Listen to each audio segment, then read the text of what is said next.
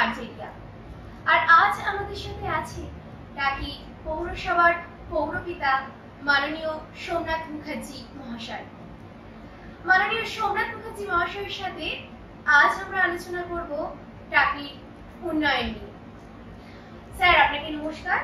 আমাদের রেডিও সুন্দরবনে আপনাকে স্বাগত। প্রথমেই স্যারকে যে প্রশ্নটা করব যে স্যার, আপনার দৃষ্টিতে উন্নয়নের সবচেয়ে গুরুত্বপূর্ণ বিষয়গুলি কি কি? দেখুন, আমরা টাকি পৌরসভায় পৌর বোর্ড আমরা গঠন করার পরের থেকে এখনো পর্যন্ত আমরা টাকিতে অনেক ধরনের উন্নয়নমূলক কাজ করছি। তবে সবচাইতে উল্লেখযোগ্য, আপনাদের সাথে কথা বলবার কয়েকটা দিন আগেই অর্থাৎ 1 এপ্রিল ছিল আমাদের পৌরসভার 156তম জন্মদিন। এই জন্মদিনে আমরা এবছরে টাকির মানুষকে আসছে সামনে নতুন 1 বৈশাখ অর্থাৎ নতুন বাংলা নববর্ষ, তার আগে আমরা সমগ্র টাকির মানুষকে আমরা উপহার দিতে চলেছি মাননীয় মুখ্যমন্ত্রীর সহযোগিতায় বাড়ি বাড়ি পানীয় জল।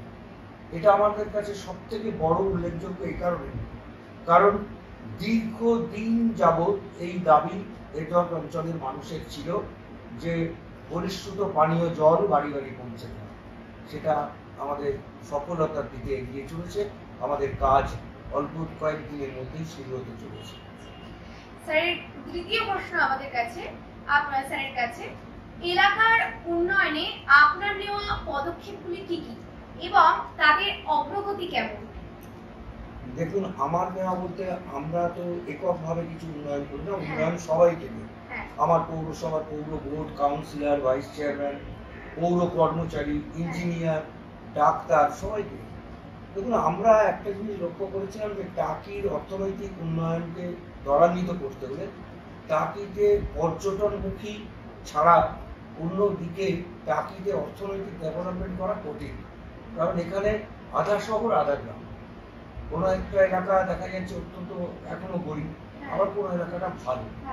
সেই সর্বস্তরের মানুষের অর্থনৈতিক ডেভেলপমেন্টের জন্য আমরা প্রথম পদক্ষেপ নেই আমাদের পৌর বোর্ড টাকিকে সাজিয়ে তোলা। যার জন্য আপনারা জানেন ইতিমধ্যে আমাদের ইকো পার্ক, বিধান সৈকত 1-2 গেস্ট হাউস নতুন, আমাদের এখানে বৃদ্ধাশ্রম, আমরা এখানে আপনাদের মিনি সুন্দরবন বায়োডাইভার্সিটি সেন্টার, যেখানে প্রচুর মানুষ বেড়াতে আসে, আমাদের নদীর ধারে রাজবাড়ি ঘাট, আমাদের সেখানে বিউটিফিকেশন করা, আমাদের আরেকদিকে হসপিটাল, মিনি হসপিটাল অর্থাৎ আমাদের হেলথ ডিপার্টমেন্ট পৌরসভা, সেটাকে আরো উন্নত করা। আমরা আমাদের টাকির বিভিন্ন যারা এখানকার হকার ছিল সেই হকারদেরকে আমরা পুনর্বাসন দিয়ে তাদের জন্য স্টল তৈরি করা। এরকম নানাবিধ পরিকল্পনার মধ্য দিয়ে দেখা যাচ্ছে একজন ভ্যান শ্রমিক থেকে, টোটো চালক থেকে, মিষ্টির দোকান থেকে, কাঁচা সবজি বাজার থেকে শুরু করে বাইরের মানুষ প্রচুর টাকিতে আসছে। তাদেরকে কেন্দ্র করে অর্থনৈতিক একটা উন্নয়ন তাদেরকে সাড়া ফেলেছে। স্যারের কাছে আমার পরবর্তী প্রশ্ন, সামাজিক উন্নয়নের দিক থেকে শিক্ষার মান উন্নয়নে কি কি পদক্ষেপ নেওয়া হয়েছে? সবথেকে বড় বিষয়ে আপনারা প্রশ্ন করেছেন শিক্ষার মান উন্নয়নে। আমি জানি না বাংলার অন্য কোনো পৌরসভা কতটা করেছেন। আমি আপনাদেরকে বলতে পারি আমাদের এই পৌর বোর্ড টাকি রামকৃষ্ণ বিদ্যালয়, আপনারা জানেন সেখানে আমরা নতুন পঠন পাঠনের ভবনের জন্য আমরা 50 লক্ষ টাকা টাকি রামকৃষ্ণ মিশনকে আমরা দিয়েছি। টাকি এসএল গার্লস স্কুলের নতুন ভবন তৈরির জন্য সেখানে আমরা 700 প্রাচীন টাকি এসএল গার্লস স্কুল, সেখানে আমরা 75 লক্ষ টাকার কাছে আমরা খরচ করেছি। আমাদের হাসনাবাদের নেতাজি বিদ্যাপীঠ বিদ্যালয়, সেখানে আমরা পঠন পাঠনের উন্নয়নের জন্য আমরা 30 লক্ষ টাকা সেখানে ব্যয় করেছি। আমরা আমাদের Uttarpally high school, junior school, সেখানে আমরা অর্থনৈতিক ডেভেলপমেন্ট করে সেখানকার ইনফ্রাস্ট্রাকচার ডেভেলপমেন্ট করেছি। আমরা টাকিতে আমরা যে কলেজ, এই কলেজ রিসেন্ট, এটা যদিও সম্পূর্ণ মাননীয় মুখ্যমন্ত্রী মমতা বন্দ্যোপাধ্যায় টাকিতে এসেছিলেন এবং উনি MA ডিপার্টমেন্টের বিল্ডিং এর জন্য 1 কোটি টাকা টাকি সরকারি মহাবিদ্যালয়কে দিয়েছেন। অর্থাৎ একদিকে যেমন অর্থনৈতিক উন্নয়ন, পর্যটন, অপরদিকে শিক্ষা, সংস্কৃতির মান উন্নয়ন, এদিকেও টাকি পৌরসভার সদা দৃষ্টি দিয়ে রয়েছে। স্যার সংস্কৃত ঐতিহ্য রক্ষা করা নিয়ে কি পদক্ষেপ নেওয়া হচ্ছে? সংস্কৃতি ঐতিহ্য রক্ষা করা নিয়ে আপনারা দেখুন, আমরা শুধু টাকিতে একটি মাত্র সাংস্কৃতিক মঞ্চ ছিল, আমরা তারপরে এটাকে বিস্তার লাভ করবার জন্য আমরা ত্রিপুরা ব্যায়াম সমিতিতে একটা মঞ্চ সেখানে তৈরি করেছি। আমরা সোদপুরে আমরা একটা মঞ্চের কাজ শুরু হয়েছে, যদিও এখনো সেটা সমাপ্ত নয়। আমরা হাসনাবাদ সুভাষ ময়দানকে আরেকটু ভাবে ডেভেলপমেন্ট করেছি, যাতে সেখানে বিভিন্ন অনুষ্ঠান, সাংস্কৃতিক অনুষ্ঠান হতে পারে, বাচ্চাদের প্রতিযোগিতা হতে পারে, নাটক হতে পারে, গান বাজনা হতে পারে, এগুলো চলছে। টাকি আপনারা জানেন একটা সংস্কৃতি এলাকা, এখানে বরাবরই একটা ঐতিহ্য আছে, নাটক, সংস্কৃতি চর্চা, এটা টাকির সাথে ওতপ্রোতভাবে জড়িত। স্যার মানে পরিবেশ সুরক্ষার জন্য কি কি পদক্ষেপ নেওয়া হচ্ছে স্যার?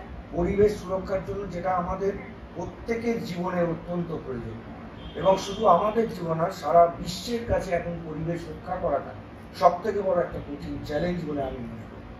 সেক্ষেত্রে সবচাইতে বড় কাজ যেটা পৌরসভা করতে চলেছে, সেটাও রাজ্য সরকারের ঐকান্তিক সহযোগিতায় সলিড ওয়েস্ট ম্যানেজমেন্ট প্রজেক্ট, যেখানে আগামী দিনে শুকনো বর্জ্য থেকে আমাদের এখানে বিভিন্ন প্রোডাকশন হবে, আর কাঁচা বর্জ্য থেকে আমাদের এখানে সার তৈরি হবে, সেগুলো আপনার জমিতে কাজে দেবে, মানুষ চাষের ক্ষেত্রে কাজে লাগাতে পারে। এবং আমরা আগামী দিনে খুব শীঘ্রই একটা কঠিন পদক্ষেপ নিতে চলেছি। পদক্ষেপ নেওয়ার আগে আমি পৌর প্রধান হিসেবে সর্বস্তরের মানুষের কাছে আমার আবেদন, আপনারা যত দ্রুত সম্ভব প্লাস্টিক ব্যবহার বন্ধ করুন। আমরা এটাকে নিয়ে একটা বড় পদক্ষেপ নিচ্ছি।